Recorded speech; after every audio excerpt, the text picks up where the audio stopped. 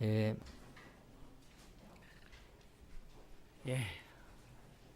안식일에 우리 하나님 아버지 집에 나오신 여러 성도님들을 우리 하나님께서 적절한 은혜와 축복을 내려주셔서 신령한 경험을 하게 되는 우리 모두가 되기를 주님 이름으로 축원드립니다.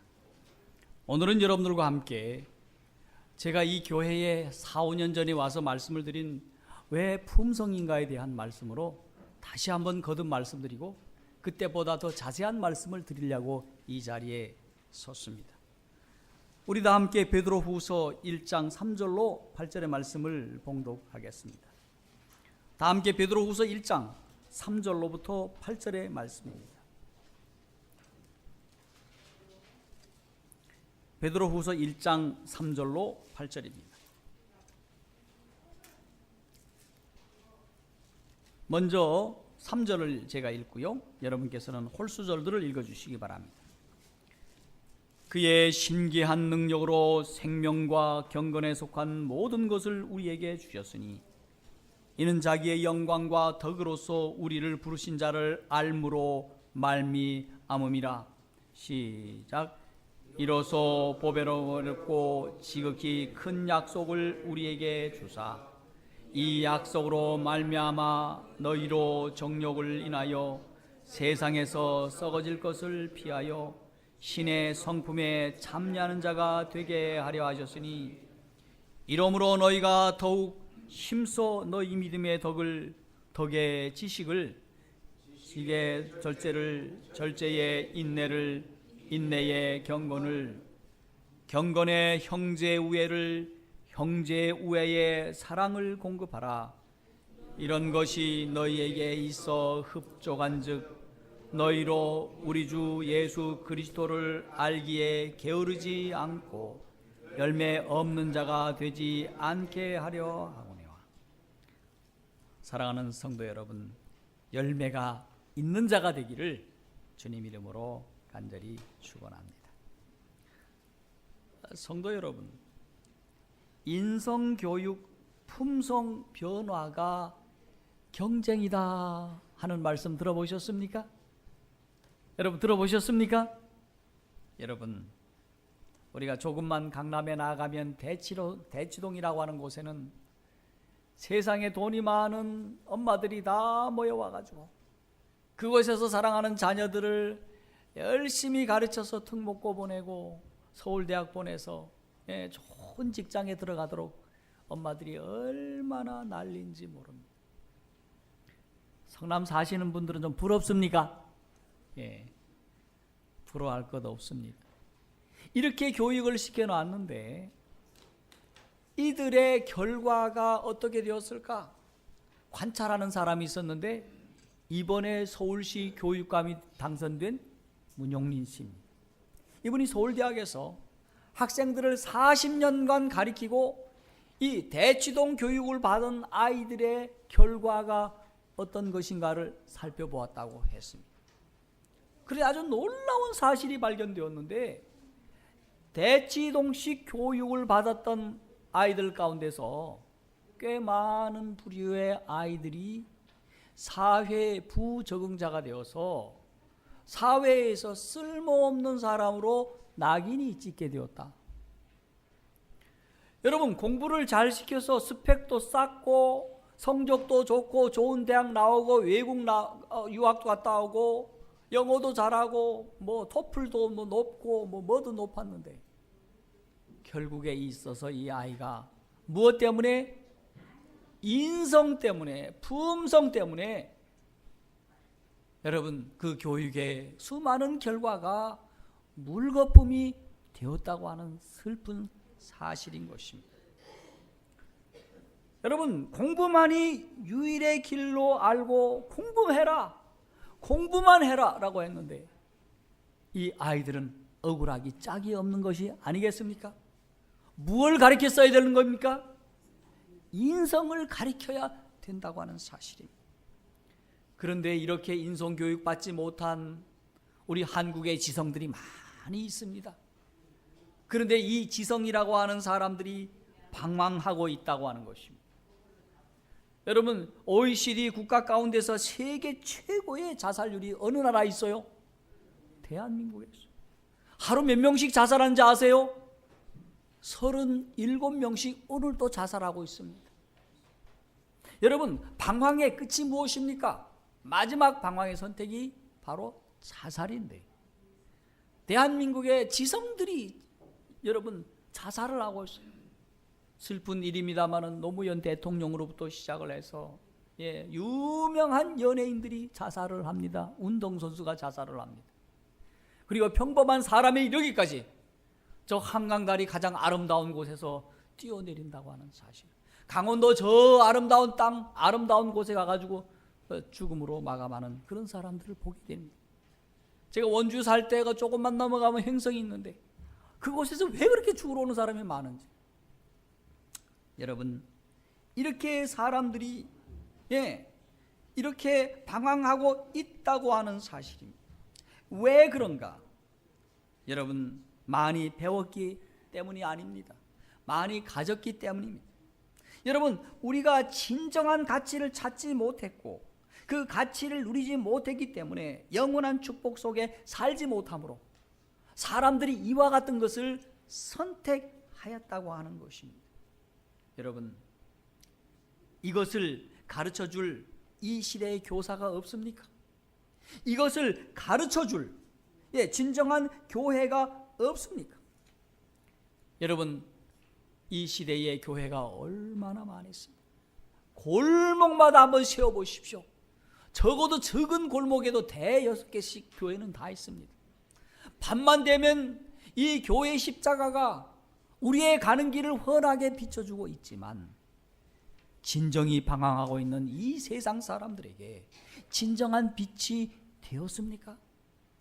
저는 생각하기를 교회의 십자가의 빛이 이제는 더 이상 사람들의 앞길을 비춰주는 빛의 역할을 못한다고 저는 결론을 내렸습니다.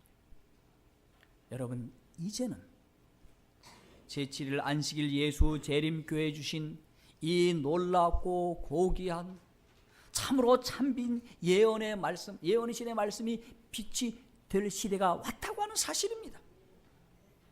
여러분, 그 빛을 오늘 여러분들에게 전하고 싶습니다. 그래서 이 세대 사람들에게 방황의 끝이 무엇인지 알려주어야 합니다. 그러기 위해서 우리가 진정 누가 되어야 할까요? 우리의 인성이 변화되고 품성이 변화되어서 이것이 우리의 갈 길이다, 이렇게 살아야 하는 것이 진정한 행복이라고 가르쳐 주어야 할 수 있는 성도가 되어야 할 줄로 믿습니다. 여러분, 왜 선지자는 예언의 신의 그 수많은 말씀 속에 품성 변화를 외치고 있을까요? 여러분, 예언의 신의 말씀의 중요한 부분의 70% 내지 80%가 인성이, 품성이 변화되어야 된다고 강조하고 있다고 하는 사실을 우리가 기억하셔야 되겠습니다. 뭐라고 말씀하고 있습니까? 열매를 맺으라. 품성은 평생의 과업이니 우리의 과업으로 생각하고 품성 변화를 이루라고 와이프인이 얼마나 많이 말씀하고 있습니까? 여러분, 그러므로 우리는 신의 성품에 참여하는 자가 되라고 말씀하고 있는 것이 아닙니까? 열매 맺는 자가 되라고 말씀하고 있지 않습니까? 그런데 우리 자신의 품성은 어떠합니까? 여러분, 우리는 품성의 아름다운 열매를 지금 맺고 있습니까? 우리 주님이 이 땅에 다시 재림하신다면 하늘에 들어가서 살 만큼 아름다운 품성을 소유하고 있습니까? 나는 사람들을 용서하며 은혜를 끼치는 좋은 품성을 가지고 있습니까? 아직도 모나고 거친 성품 때문에 다른 사람들에게 큰 상처를 주면서 살아가고 있지는 않습니까? 그 나쁜 성격 때문에 나에게도 큰 해를 끼쳐주고 고통을 준 적이 없습니까? 여러분, 우리의 속을 보면요, 고질적인 것들이 3가지가 있다고 얘기를 합니다. 내 품성의 고질적인 3가지 특성, 첫 번째는 무엇인가? 지속성이라는 겁니다. 3살 버릇이 80까지 쭉 지속해 간다고 하는 것입니다. 그 다음에 불변성이에요. 강사는 변화도 본성은 고쳐지기 어렵다는 것입니다. 3번째로 영향성입니다. 어릴 때 형성된 품성은 전생애에 영향을 미치고 경우에 따라서 그 품성이 다른 사람들에게도 영향을 미친다는 겁니다. 그래서 부부는 서로 간에 어떻게 된다? 닮는다 하는 사실입니다. 그 다음에 에너그램이라고 하는 유명한 심리학자가 사람의 품성의 성격을 규정을 해놓았는데, 같은 문제를 안고 살아가고 같은 실수를 반복하고 같은 장소에서 실패를 경험한다. 어렸을 때 문제가 청소년기의 문제이고, 청소년기의 문제가 장년의 문제가 되고, 장년의 문제가 노년의 문제가 되어서, 다시 말해서 변하지 않는다는 그런 얘기 아닙니까? 그 다음에 어렸을 때 실수한 것이 젊어서도 실수하고, 젊어서 실수한 것들이 나이 먹어서도 똑같이 실수를 한다는 것입니다. 언제요? 어느 장소에서? 환경이 같을 때, 같은 장소에서 그렇게 반복적으로 실수를 한다고 말씀하고 있는 것입니다. 이게 누굽니까? 옆 사람 아닙니다. 누굽니까? 나 자신입니다. 그러면 하나님과 예수께서 분석하신 사람의 품성은 어떨까요? 첫째는 심한 부패성이라 말씀하고 있습니다. 예레미야 17장 9절, 여러분이 오늘 이 내용은 매우 중요한 내용입니다. 오늘 여러분 이 설교문들을 반드시 가져가셔서 여러 차례 읽으시고 여러 차례 묵상할 내용들이니 여러분들이 가져가시기를 바랍니다. 첫 번째는 심한 부패성이에요. 만물보다 거짓되고 심히 부패한 것은 사람의 마음이라 누가 능히 이를 알리요. 우리의 마음이 따뜻한 것 같고 다른 사람에게 미소를 지으니 우리가 괜찮아 보이는 것 같아도 사실 실상 우리 자신을 들여다보면 심히 부패한 마음이라, 거짓된 마음이라. 그런데 누가 이것을 알겠느냐? 우리는 남 욕할 필요 전혀 없어. 알고 보면 나도 그런 사람. 그런데 이 사람의 훼손된 품성의 영향에 대해서 말씀하고 있어요. 마가복음 7장 21절로부터 23절에 보면요, 속에서 곧 사람의 마음에서 나오는 것은 악한 생각, 곧 음란과 도적질과 살인과 간음과 탐욕과 악독과 속임과 음탕과 흘리는 눈과 회방과 교만과 광패니, 이것이 어디에서 나오는 것입니까? 우리의 마음에서 나온다. 다시 말해서 품성에서 이런 것들이 나온다라고 말씀을 하고 있습니다. 나와서 그러면 어떻게 하는가? 그것은 바로 이 악한 것이 다 속에서 나와서 사람을 어떻게 한다? 사람을 어떻게 한다? 마가복음 7장 23절에 사람을 더럽게 하느니라. 더럽게 한다는 사실입니다. 그리고 우리의 품성은 어떤 품성을 가지고 있을까요? 시험받고 죄를 지을 수밖에 없는 연약한 품성을 갖고 있다. 야고보 1장 14, 15절에 오직 각 사람이 시험을 받는 것은 자기의 욕심에 끌려 미혹됨이니 욕심이 잉태한 즉 죄를 낳고 죄가 장성한 즉 사망을 낳느니라. 여러분, 우리의 속에는 욕심이라는 것이 있어서 어떤 죄적인 일들이 딱 내 앞에 다가올 때에 욕심에 끌려 미혹을 받아서 죄를 짓게 되고, 욕심이 잉태하여 죄를 낳고 죄가 장성하여 사망에 이른다고 말씀하고 있는 것입니다. 자, 그렇다면 우리가 열매 맺지 못한 근본 원인이 어디 있을까? 여러분, 저는 이제는 대놓고 화이트인에 대해서 말씀드리려고 합니다. 여러분, 화이트인의 원고 1901년 85쪽에는 그 이유에 대하여 심각하게 우리에게 말씀해 주고 있습니다. 여러분, 오늘 시간이 많이 가서 이걸 언제 할런지 제가 걱정스러운데 이 좋은 내용을 어떻게 해야 줄지 모르겠습니다. 화이트분께서 열매 맺지 못하는 이유 3가지에 대하여 말씀을 드렸는데 여러분, 이 노트를 잘 보시기 바랍니다. 왜 그런가? 첫 번째는 우리 구주 예수 그리스도를 인정하지 않는 자는 결코 열매를 맺을 수 없다. 고로 사랑하는 성도들이요, 아까 우리 성만찬 예식을 통하여 무엇을 우리가 하였습니까? 예수님을 개인의 구주로 받아들이라고 제가 호소를 하고, 그것이 바로 마시는 것이고 먹는 것이라 말씀했지 않습니까? 오늘 우리가 구주를 받아들인다면 우리는 열매 맺는 사람이 될 수 있다고 하는 사실. 또한 사실은 무엇입니까? 여러분, 바로 변화, 이 열매에 대해서 무관심하면 결코 우리는 품성 변화, 품성의 열매를 맺지 못한다고 하는 사실입니다. 여러분, 품성 변화되기를 원하십니까? 원하십니까? 아멘 하십시오. 원하셔야 됩니다. 네. 나는 변화될 거야. 나는 새롭게 태어날 거야. 새로운 사람, 새로운 품성으로 살아갈 거야 하는 강한 뭐가 있어야 될까요? 관심을 가지시기를 바랍니다. 여러분, 관심 가는 것에 우리 마음이 있고 마음이 있는 곳에 열매가 있다고 하는 사실입니다. 그 다음에 신의 성품에 참여하지 못한 자는 결코 품성 변화를 얻을 수 없다는 사실입니다. 여러분, 나는 하나님의 거룩한 품성에 내가 참여하여야 돼. 나는 참여하고 싶어.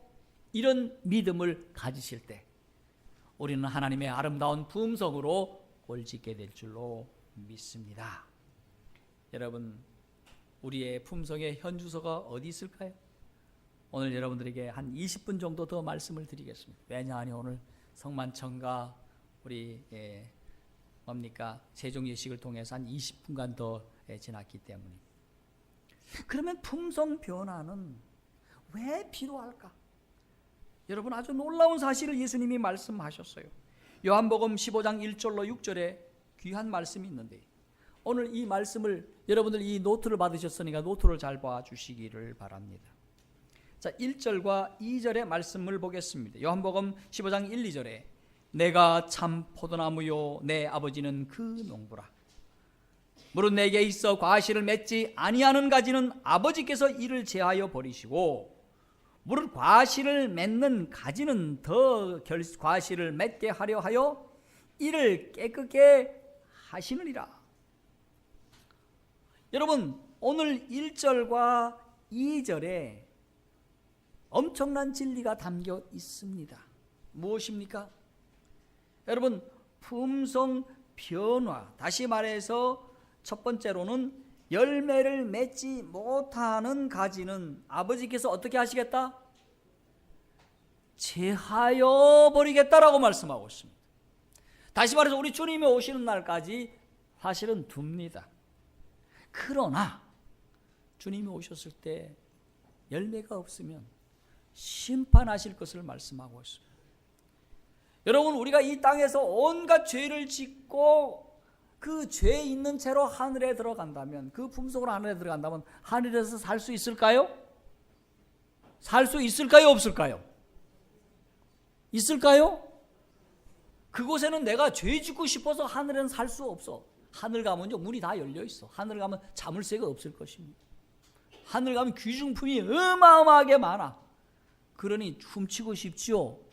이거 하는 사람은 그럴까요? 네, 하늘에 가면 아주 너무도 좋은 것들이 많아서 이거 취하고 싶을 겁니다. 근데 그런 사람은 하늘에 들어갈 수 없어요. 뭐가 변화되지 않았기 때문에?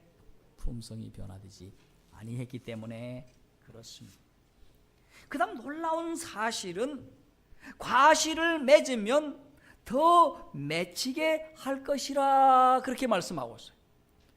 여러분, 처음에는 한 개지만은 그 다음에는 2개가 되고 그 다음에는 4개가 되고 그 다음에는 8개, 16개 계속 품성의 열매가 맺히기 시작하면 많이 나아가서는 풍성하게 맺힐 줄 믿습니다. 시작이 어렵지. 예. 시작하면 좋은 품성을 여러분 모두 맺히게 될 줄로 믿습니다. 그러기에 품성을 반드시 맺히라고 하는 것입니다. 그 다음에 이렇게 열매를 맺는 자는 이를 깨끗게 하시느니라. 이 말씀이 무슨 말씀입니까? 품성의 열매가 맺히면 우리의 삶이 성화되고 거룩되고 구별하게 하여 주신다고 하는 놀라운 사실입니다. 그래, 열매 맺는 것이 얼마나 큰 축복입니까? 그렇습니까? 아멘입니까? 네.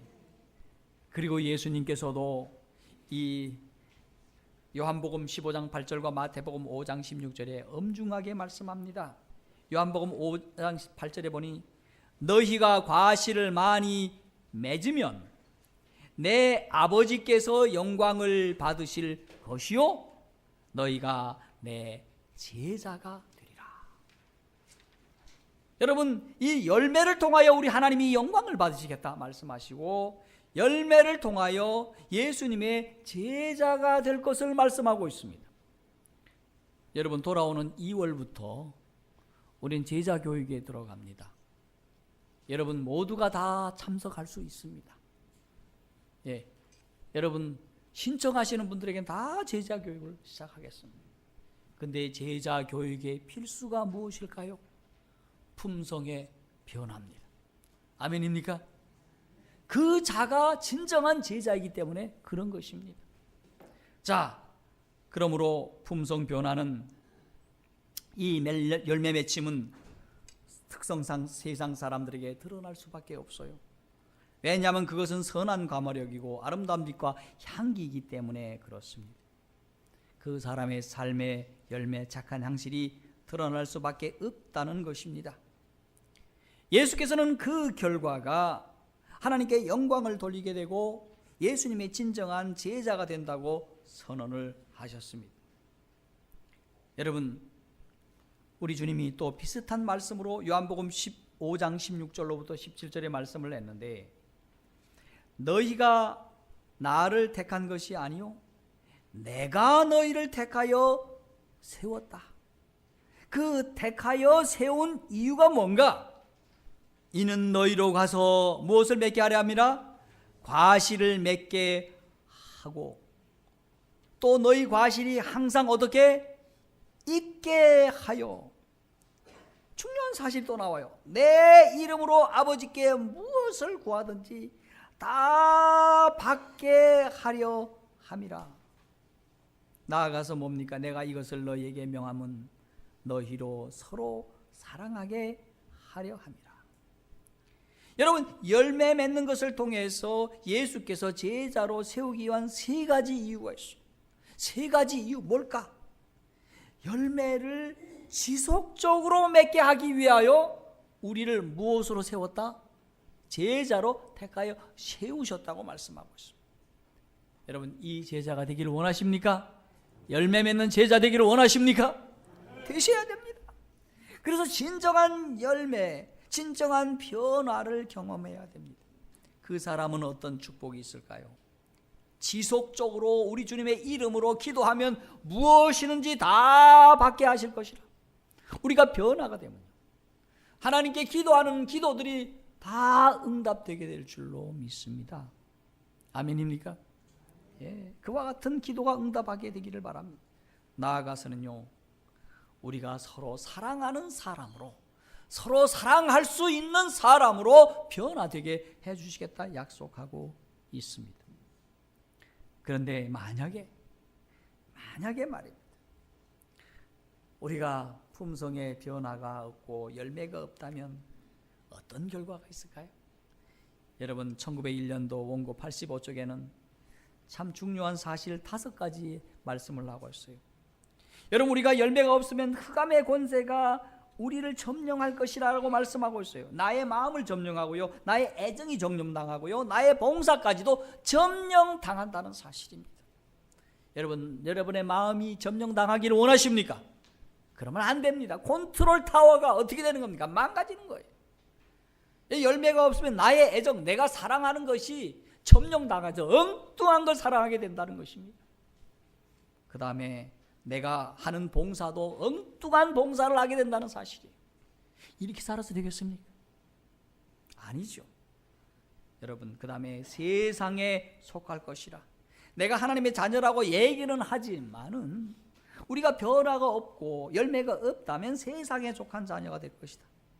그래서 영적으로 불안하고요, 마음에 기쁨이 없고요, 우리 주님이 우리에게 주시는 신앙의 특권이 있는데 그 특권마저도 잃어버리게 될 것이다. 참으로 슬픈 이야기죠, 그렇죠? 그렇다면 열매의 결과는 무엇인가? 여러분, 열매의 결과는 참으로 아름다운 세 가지 축복이 있습니다. 예수님의 친절의 열매를 거둘 것이다. 그분의 향기로운 인품을 거둘 것이다. 그분은 우리 마음속에 빛날 것이다. 여러분, 멋진 말씀이 아닙니까? 이런 열매 우리 갖기를 원해야 하지 않겠습니까? 이런 열매 우리 속에 달려야 하지 않겠습니까? 그런데 우리 속에 열매를 달리지 못하게 하는 것들이 있습니다. 맺지 못한 것들이 있어요. 여러분, 로마서 12장 2절입니다. 제가 다 잘못 썼습니다. 12장 2절에 뭐라고 말씀하셨습니까? 너희는 이 시대를 본받지 말고, 뭐라고요? 너희는 이 세대를 본받지 말라. 세상 제발 여러분 본받지 마시길 바랍니다. 우리는 욕하면서 담는다는 말이 있어요. 아이고, 세상에나 이러다가 나도 세상 사람 쫓아가는 경우가 있어요, 없어요? 있어요. 네. 그것이 물건을 살 때도 그렇고, 그것이 누구와 얘기할 때도 그렇고, 그것이 자녀 교육시키는 것도 그렇고, 시집장가 보내는 것도 그렇고, 우리의 살아가는 모든 것이 세상을 닮아간다고 하는 사실입니다. 그러므로 사랑하는 성도들이요, 세상은 얼마나 빨리 발달하고 빨리 지나가는지 모릅니다. 그런데 그 사람 쫓아가다가 우리는 다 어떻게 될까요? 멸망받게 될 것입니다. 그러므로 우리는 삶의 중심을 잘 잡아야 합니다. 그 중심이 누구여야 합니까? 바로 하나님의 말씀 성경인데, 그 성경에서 하나님이 요구하시는 것이 무엇입니까? 바로 하나님이 요구하시는 품성이라고 하는 사실입니다. 그럼 하나님께서 요구하시는 품성이 무엇입니까? 오늘 하나님께서는 모세와 엘렌 화이트를 통하여 중요한 사실 몇 가지 것을 말씀하고 있는데, 첫 번째는 바로 하나님이 성호에 계시된 하나님의 품성입니다. 제가 여러 차례 말씀드렸죠. 출애굽기 34장 6절과 7절입니다. 예. 자, 이 성호 속에 우리가 이루어야 할 하나님의 품성 변화가 있다고 하는 사실을 우리 와이프인이 기술했는데, 실물교훈 286쪽에 나타나 있습니다. 뭐라고 말씀하셨습니까? 여러분, 출애굽기 34장 6, 7절에 여호와께서 그의 앞으로 지나가시며 반포하시되 여호와로라 자비롭고 은혜롭고 노하기를 더디하고 인자와 진실이 많은 하나님이로다. 인자를 천대까지 베풀며 악과 과실과 죄를 용서하신다. 이것이 무엇이라고 말씀하고 있습니까? 이것이 곧 하나님께서 당신의 백성에게 요구하시는 무엇이다? 열매다. 이것이 하나님이 요구하시는 뭐다? 열매다. 그것은 순결한 품성과 저희의 거룩한 생애와 자비롭고 사랑스럽고 친절한 동정으로서 여호와의 율법은 완전하며 영혼을 소생케 하신다는 사실을 나타내어야 했다. 이런 것을 나타내는 것이 오늘 하나님의 자녀들의 품성의 열매가 되어야 한다고 하는 사실입니다. 여러분, 우리 과거에 이와 같은 열매가 없었다면 열매에 대해서 관심을 갖게 되기를 주님 이름으로 간절히 축원합니다. 그리고 신의 성품에 참여하고자 하는 믿음 갖게 되기를 간절히 소원합니다. 아멘이 너무 없어서 큰일이 났고, 여러분, 신의 성품에 참여하겠다는 건지 말하겠다는 건지 걱정스럽습니다. 여러분, 적극적으로 참여하셔야 됩니다. 아멘. 그렇습니다. 네. 다음, 무슨 품성의 열매를 맺어야 할까요? 하나님의 율법을 실천하는 생애의 열매를 맺으라라고 말씀하고 있어요. 여러분, 여기에 대해서 성화된 세계 81, 82쪽에 보면 쫙 나와 있어요. 무엇입니까? 하나님의 율법, 하나님의 계명을 실천하는 생애야말로 품성의 열매를 맺는 것이라는 사실입니다. 어떤 사람은 그냥 자비롭고 은혜롭고 노하기를 더디하기만 하지 품성의 열매 가운데 하나님의 계명을 안 지켜. 그럼 이 사람은 진정한 열매를 맺었습니까? 어떤 사람은 안식일을 기억하여 거룩히 지키고 율법을 잘 지키는데 얼마나 성격이 사나운지 몰라. 그것도 문제입니까? 다 문제예요. 네. 얼마나 표독스러운지 몰라. 따지기 좋아하고 지적하기 좋아하고 상대방의 가슴에 팍팍 대못을 받고 말이지. 그 한마디 들으면 30년 동안 안 잊어버려져. 이것은 진정한 품성 변화입니까? 아니요. 첫 번째는 무엇입니까? 첫 번째는 자비롭고 은혜롭고 노하기를 더디어 인자와 진실이 많으면서도 용서와 과실을 용서하시면서도 또 한 가지 무엇입니까? 하나님의 거룩한 계명을 따르는 자입니다. 순종하는 열매가 그 삶에 드러나야 된다고 하는 사실입니다. 그러면서 품성의 열매에 대해서 쭉 말씀하신 것이 있는데 성령의 열매라고 부르는 갈라디아 5장 22, 23절에 오직 성령의 열매는 무엇이다? 사랑과 희락과 화평과 오래 참음과 자비와 양선과 충성과 온유와 절제다. 첫 번째가 뭡니까? 사랑이라고 하는 것입니다. 여러분, 사랑의 사람이 되어야 됩니다. 여러분, 그 사랑이 없다면 하나님 앞에 기도하셔요. 하나님, 사랑하게 해주세요. 저가 사랑이 없습니다. 사랑을 주세요. 하면 주실까요? 안 주실까요? 얼른 주셔요. 얼른. 여러분, 받으시기를 바랍니다. 그 다음에 희락입니다. 여러분, 항상 기쁨이 여러분 가운데 있어야 됩니까? 여러분, 희락을 주시기를 원해. 여러분의 인상을 보면 이게 눈꼬리가 이렇게 아래로 쳐졌고 입이 이렇게 내려왔고 이렇게 됐어. 그리고 내 전자가 그래 있어가지고 얼마나 근심이 많은지 몰라. 여러분, 지난번에 기도주의를 인도하기 위해서 버스를 타고 저녁마다 갔지 않습니까? 동국교회를 가는데 사람들 얼굴이 이렇게 쳐다봤어요. 다 근심 걱정에 놓여 있어. 근데 거룩한 성령의 열매, 품성의 변화가 되면요, 항상 기뻐할 수가 있어요. 근데 어떤 분은 옆에 가면 너무너무 성질이 나가지고 화가 나 있어서 기쁨이 없어서 가기가 힘들어. 목사쯤 되니까 아무나 가도 괜찮아요. 그런데 다른 분들은 저분 너무 무서워서 못 가요. 목사님 무서워요. 찬바람이 쌩쌩 나요. 여러분, 이건 내가 아직까지 변화가 되었다는 얘기입니까? 안 되었어. 여러분 마음속에 기쁨이 있어야 합니다. 이것이 바로 성령의 열매라, 품성 변화라는 사실. 항상 웃고 항상 미소 짓고 그런 품성들을 갖게 되기를 간절히 바랍니다. 그 다음에 화평이라 말씀하고, 화평이라는 말은 피스메이커라는 것입니다. 누가 싸우면은 어떤 사람은 싸움을 더 붙여. 이거 말이야, 알고 보니 저 사람이 니한테 그랬대. 어떻게 그럴 수가 있어? 그런 말을 하고 사람이야? 누구야? 신자의 아무개야? 붙여놓는 사람이 있어. 그러면 안 됩니다, 여러분. 여러분, 화평케 하는 자는 복이 있나니 뭐라고 말씀하고 있습니까? 여러분, 기억해야 됩니다. 우리는 화평할 수 있는, 남을 어떻게 두 사이를 하나로 연결시켜 줄 수 있는 이런 화평하는 자들이 되어야 된다고 하는 사실. 이것이 바로 우리가 가져야 할 무엇입니까? 변화, 품성의 열매. 그 다음에 오래 참아야 됩니다. 참을 줄 알아야 돼요. 그 다음에 자비로워야 되고요. 계속해서 양선되어야 되고요. 충성할 수 있어야 돼요. 우리 주님 앞에 충성할 수 있어야 돼요. 그 다음에 온유하고 잘 적절하게 살 수 있는 절제를 갖는 것입니다. 자, 에베소 5장 9절에는 화이트 부인이 이 말씀을 인용하고 이렇게 말씀하고 있습니다. 여기에 나타난 열매가 있는데 빛의 열매라고 부르고 그리스도인이 반드시 건설해야 할 품성의 열매라고 하였는데 그 열매는 모든 착함과 의로움과 진실함에 있다. 여러분, 착하시기를 바랍니다. 우리가 착해야 됩니다. 네, 우리 그리스도인이 착해야 됩니까? 그렇습니다.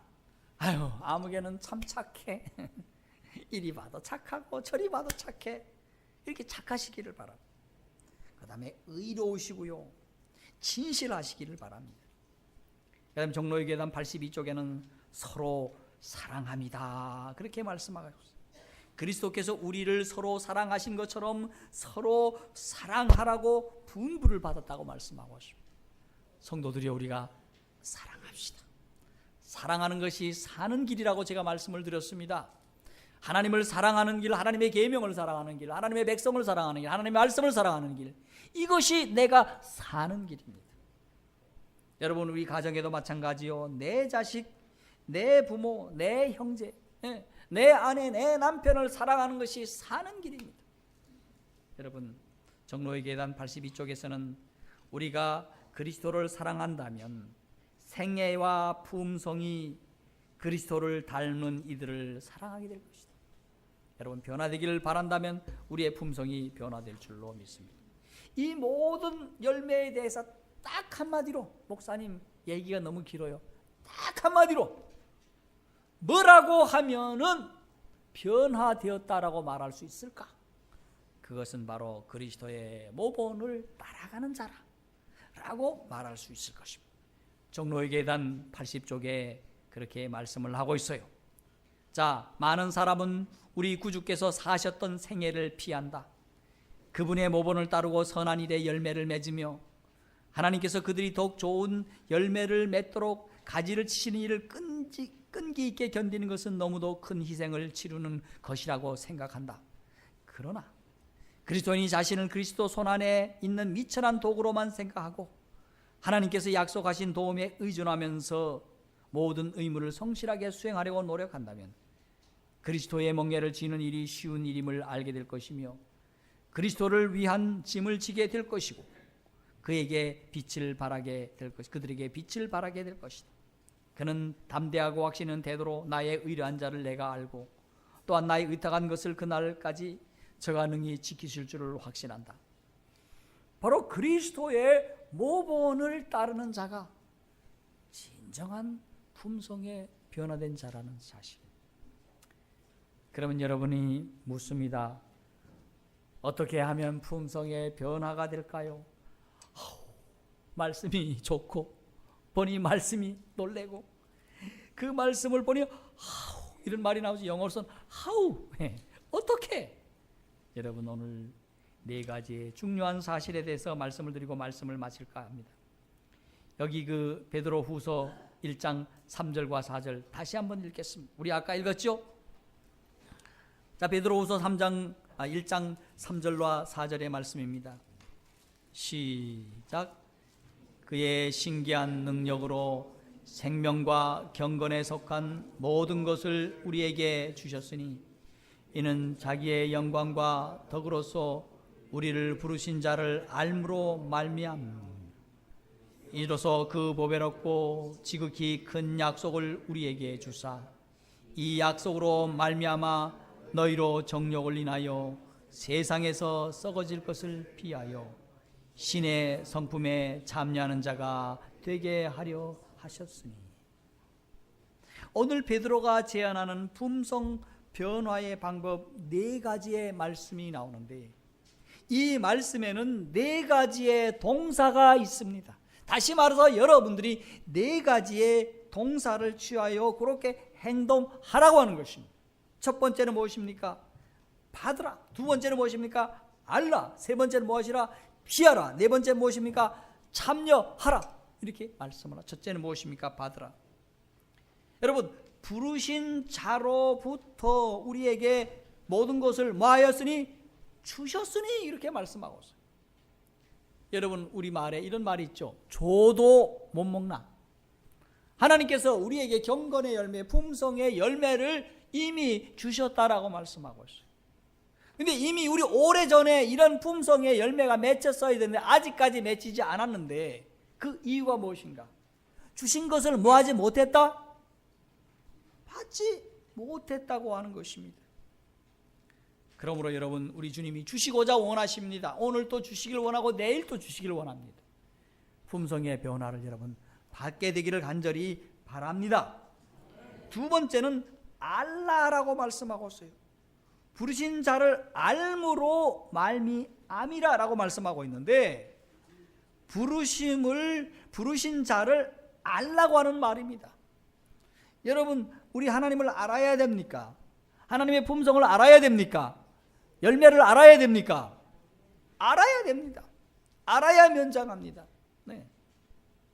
여러분, 알아야 됩니다. 특별히 누구에 대해서? 하나님의 선하심과 인자하심을 맛보아 알라고 말씀하고 있는 거예요. 다음에는 무엇입니까?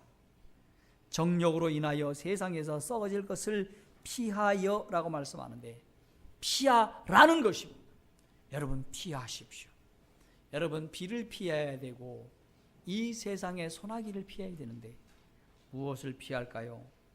여러분, 정욕으로 인하여 세상에서 썩어질 것을 피하라. 여러분, TV를 가끔씩 보면 할머니들이 썩어질 놈 이런 얘기 하잖아요. 예. 여러분, 썩어질 것을 피하시기를 바랍니다.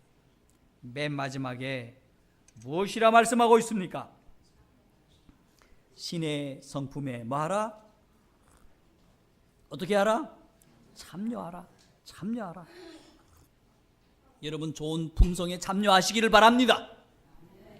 주여, 나에게 이와 같은 품성을 주시옵소서 기도하면서 매일같이 내가 착해야지, 내가 하나님의 거룩한 율법을 따라야지, 내가 남에게 사랑을 드러내야지, 성령의 품성을 드러내야지, 이러한 믿음과 기도로 우리 주님 앞에 설 때에 우리 주님께서 우리에게 진정한 열매도 주시고 더 많은 열매를 맺게 하시며 우리의 생애는 거룩하게 될 줄로 믿습니다.